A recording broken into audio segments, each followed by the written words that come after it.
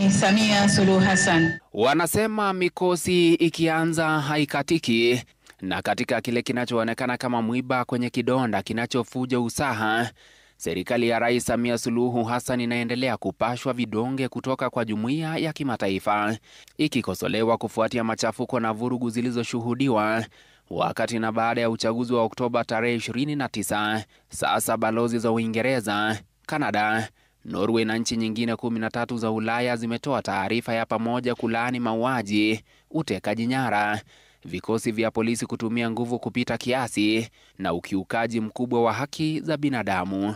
Taarifa hiyo iliyoridhiwa pia na Marekani na Umoja wa Bara Ulaya inataja ripoti za kuaminika kutoka kwa mashirika mbalimbali ya Tanzania na ya kimataifa zinazotoa ushuhuda kuhusu mauaji ya halaiki, kukamatwa kwa raia na viongozi wa upinzani kiholela, kutoweka kwa watu na juhudi za kuficha mili ya waathiriwa.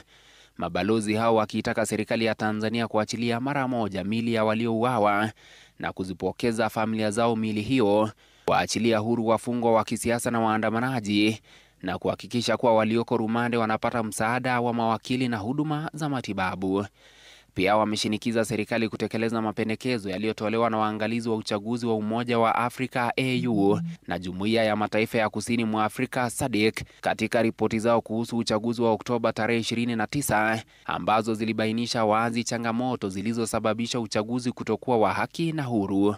Aidha, mabalozi hao wameishtumu serikali ya Tanzania na haswa vikosi vya polisi kwa kutumia nguvu kupita kiasi na kuitaka serikali kuondoa vikwazo vinavyobana uhuru wa vyombo vya habari na upatikanaji wa taarifa, wakisema vikwazo hivyo vinakiuka wajibu wa kimataifa wa Tanzania.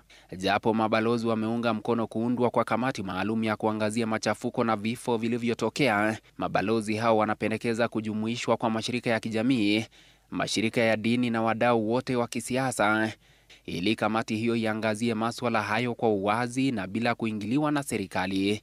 Shinikizo dhidi ya Rais Samia zinajiri siku chache tu baada ya kauli zake kali akizikemea nchi za kigeni kwa kile alichokitaja kama kuingilia masuala ya ndani ya Tanzania. Hawana hata aibu.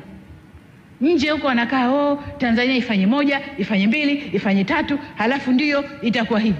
Who are you? Uchaguzi wa Tanzania ulifanyika katika mazingira magumu, ikiwemo kukamatwa kwa viongozi wa upinzani na mabadiliko ya sheria yaliyopunguza uadilifu wa mfumo wa uchaguzi. Ben Kirui, Runinga ya Citizen, Nairobi.